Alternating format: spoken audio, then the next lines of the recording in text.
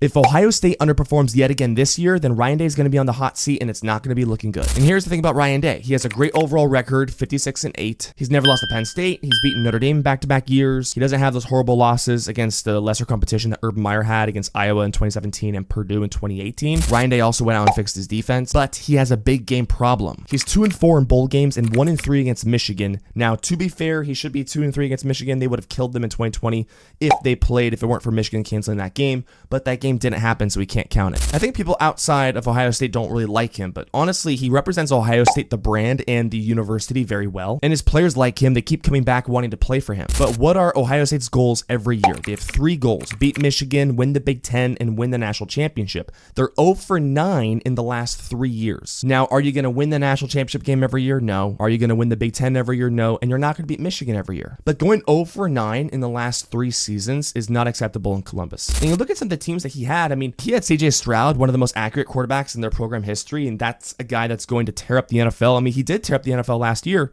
and he's 0-2 against Michigan. Some people could say that he's had a little bit of bad luck with the Michigan cheating scandal, but a lot of people probably would say that's just an excuse. And going 0-9 of these goals is not all on him, but you are the face of the program. You are the head coach of Ohio State football, so it does fall back on you. You had a chance to win the national championship in 2022. If your kicker makes that field goal against Georgia, you win that game and you go on to beat TCU and you bring home the Natty. You had a chance to beat Michigan last year on that final drive on the road, but couldn't close it out. So if Ohio State goes 0-12 this year, I mean, what do you do? If you don't fire him, I mean, his seat is going to be so hot, it's on fire, and nobody's really going to believe in him. Now, he has a stacked team. They brought back damn near everyone on what was a top 5 defense last year. They have the best running back duo in the country. They probably have the best receiver room in the country. He added Chip Kelly as his offensive coordinator. You know, Jim Knowles is a great defensive coordinator. So this is a stacked team. It's talented, but can you say it's Natty or bust?